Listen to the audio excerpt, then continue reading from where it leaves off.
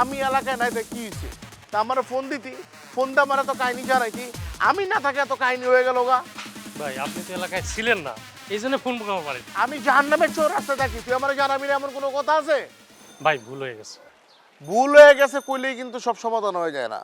তোর যদি বুদ্ধি শুদ্ধি এখন না হয় তা কবে হইব কদি?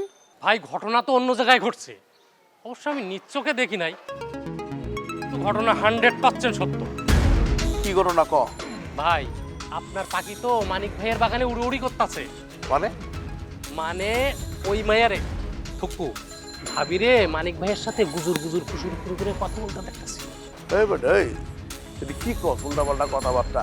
ওই মাইনকা, কালা মাইনকা তুই আমার পাখির দিকে চোখ দিছে, আমি ওর হাতটা কাইটা কবরস্থানে ঢুকাই থয়ে দেবো। ভাই ঘটনা তো শুধু এইটা না, যে কয়েকদিন আগে আপনি অনেকরে ঘাড়াইলেন সেই অনেকের লগেও ভাবি গুজুর গুজুর ফুসুর ফুসুর করে গল্প করতেছে। এই বেটা এই, তুই কি কস? হ্যাঁ, তোর মাথা ঠিক আছে? তুই কি সুস্থ আছস? হ্যাঁ, সজ্ঞানে কইতেছস নাকি তুই নেশা করছস কদি? ভাই আমি ঠিকই কইতাছি, আমার মনে হয় কি হবু ভাবির ক্যারেক্টারে ঝামেলা আছে।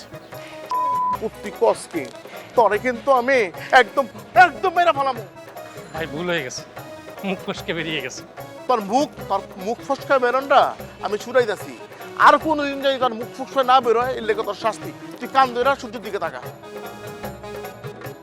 তোর হবু বাবির চরিত্র ফুলের মতো পবিত্র। চাঁদে বেড়া দাগ আছে, কলঙ্ক আছে। তোর বাবির কোনো কলঙ্ক নাই, কোনো দাগ নাই।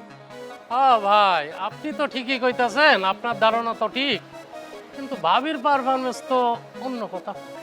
এই বেটা হাপ, বেদব। কইতাছি না কোনো কলঙ্ক নাই, কিচের উল্টাপাল্টা কথা কয়। তুই ভুল ভাবছস। অন্য কথা না ভাই, তাইলে তো একই দিনে অনিকের লগে মানিকের লগে গোপনে টাইমে কথা কইতো না।